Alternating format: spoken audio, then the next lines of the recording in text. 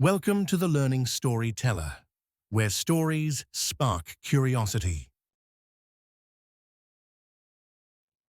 नजर का धोखा।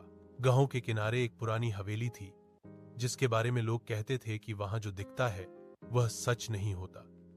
उसी गांव में रहने वाला रोहित पढ़ा लिखा और समझदार युवक था। उसे अंधविश्वास पर भरोसा नहीं था। एक दिन उसने ठान लिया कि वह हवेली के रहस्य का पता लगाएगा। शाम ढलते ही रोहित टॉर्च लेकर हवेली में दाखिल हुआ। अंदर कदम रखते ही उसे लगा जैसे दीवारें हिल रही हों। सामने एक चमकता दरवाजा दिखा, जो दूर से सोने का बना प्रतीत हो रहा था।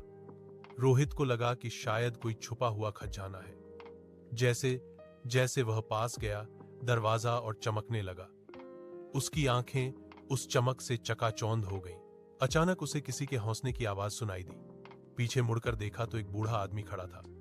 उसने कहा, बेटा, यहां जो दिखता है वह हमेशा वैसा नहीं होता। रोहित ने उसकी बात अनसुनी कर दी और दरवाजा खोलने की कोशिश करने लगा। तभी जोर की आवाज हुई और वह चमक गायब हो गई।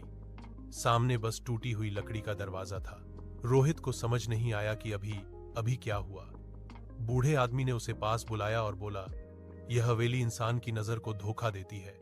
जो लालच में देखता है उसे भ्रम दिखाई देता है। रोहित को एहसास हुआ कि उसकी आंखों ने वही देखा जो उसका मन चाहता था। हवेली से बाहर निकलते समय उसे रास्ता भी उलझा हुआ लगा, लेकिन जैसे ही उसने शांत होकर चारों ओर ध्यान से देखा, रास्ता साफ नजर आने लगा। वह सुरक्षित घर लौट आया। अगले दिन रोहित ने गांव वालों को सब बताया।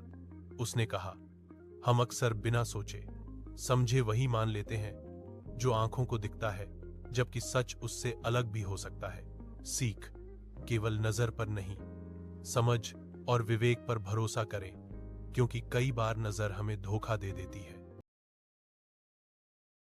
Thank you for watching the video. Please like, subscribe, and share.